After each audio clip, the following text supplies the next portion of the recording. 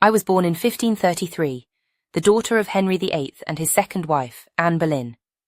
From the moment of my birth, the world's gaze was upon me, some with hope, others with suspicion. I was a king's daughter, yet a motherless child before I reached my 3rd year. My mother was executed when I was scarcely old enough to remember her face, and soon after I was declared illegitimate. From those early days, I learned that a crown brings peril long before it brings glory. My youth was shadowed by danger.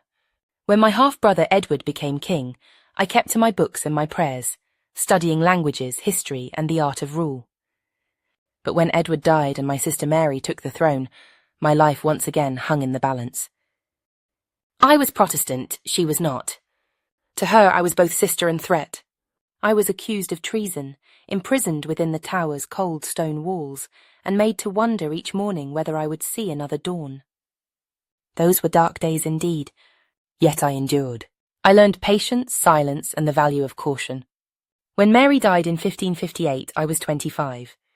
The crown passed to me, and I accepted it with a mixture of awe and resolve.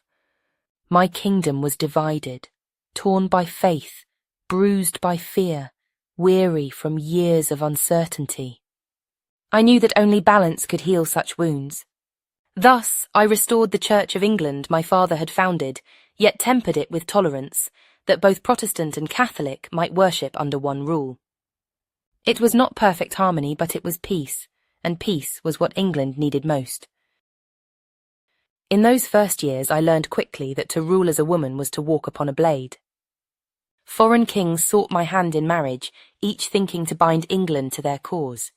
I smiled, I listened, but I promised nothing. For I had seen what marriage brought to queens: submission, betrayal, and ruin. I declared myself married to my kingdom, and so I have remained. The world called me the Virgin Queen. I called myself free. Yet peace never comes without envy. Across the seas, Spain watched me with narrowed eyes. King Philip, once my sister's husband, would have made me his wife, or his enemy. I refused him both. When he sent his great armada against us in 1588, I met my people at Tilbury and spoke to them not as a queen in silk, but as a commander among soldiers. I have the body of a weak and feeble woman, I told them, but I have the heart and stomach of a king. And so we stood together, and God's wind scattered our foes. England was spared, and her name was made mighty.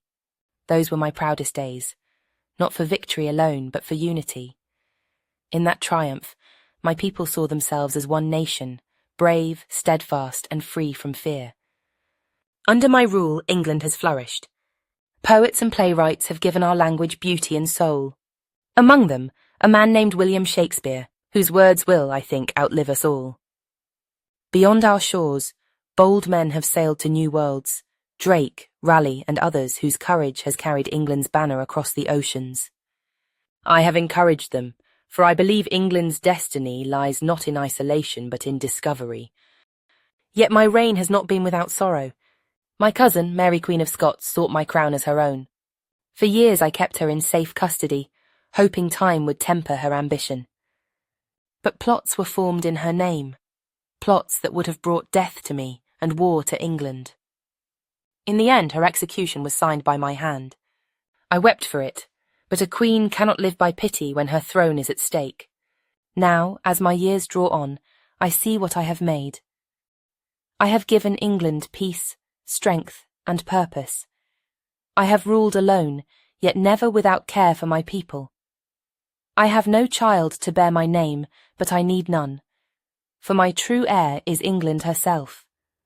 My body may fade, but the realm I shaped will endure. I am Elizabeth, the first of that name. Queen of England, daughter of Henry and Anne, servant only to God and to my people. I have ruled as I was born to do, with wisdom where I could, with courage where I must, and with love always for my kingdom.